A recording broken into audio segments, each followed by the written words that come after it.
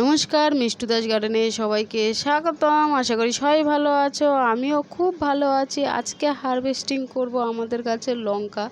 দেখো খুব সুন্দর লঙ্কা হয়েছে, কিন্তু ঘরটাকে পেন্ট করছে বলে গাছের অবস্থা খুব খারাপ। দেখো রং পড়ে গাছটা পুরো সাদা হয়ে গেছে, তার জন্য গাছটিও একটু মরা মরা ভাব হয়ে গেছে। তাই ভাবলাম লঙ্কাগুলো সব তুলে নিই, তারপরে দেখা যাবে গাছটাকে ছেটে দিব। তারপরে বাঁচে কি না বাঁচে পরে দেখা যাবে, কিন্তু এখন লঙ্কাগুলো তো তুলে নিই, সব লঙ্কা না হলে নষ্ট হয়ে যাবে।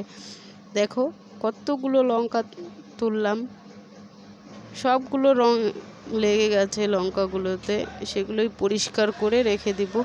তারপরে চলে গেলাম স্ট্রবেরি তুলতে। দেখো আমার মেয়ে দেখে খুব খুশি, মেয়ে বলছে মা আমি তুলবো। দেখো তোলার সাথে সাথে ধুয়ে খেয়ে বলছে খুব টেস্টি মা।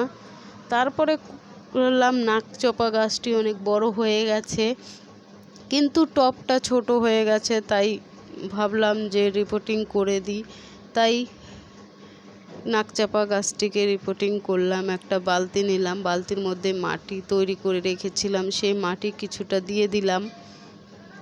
তারপরে আস্তে আস্তে টবটা থেকে গাছটা বের করে বসিয়ে দিব। দেখো অনেকটা চেষ্টা করছি কিন্তু বের হচ্ছে না, মাটি তুলেই যাচ্ছি, বেরই হচ্ছে না। পুরো হয়তো শিকড় ভরে গেছে, তার জন্যই এখনো বেরই হচ্ছে না। দেখো হাত পা দিয়ে চেষ্টা করে বার করলাম, দেখো সত্যি অনেকটা শিকড় হয়ে গেছে, এর জন্যই এরকম হচ্ছিল, বার হচ্ছিল না। দেখো আস্তে আস্তে বসিয়ে দিলাম, তার উপর থেকে আরও কিছুটা মাটি দিয়ে দিব। মাটি দিয়ে হালকা হালকা করে চাপা দিব, তারপরে জল দিয়ে ছায়াযুক্ত জায়গায় রেখে দিব 1-2 দিন। তারপরে ফুল সানলাইটে দিয়ে দিব।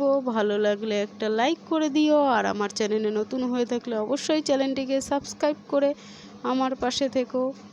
আর পুরো ভিডিওটা দেখার জন্য অনেক অনেক ধন্যবাদ। ভালো থেকো, সুস্থ থেকো, বাগানকে ভালো রেখো বা নিজেদেরও যত্ন করো।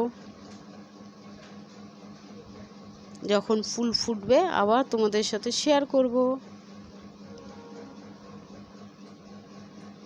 আমার গাছ লাগানো কমপ্লিট, এবার দিয়ে দিব জল,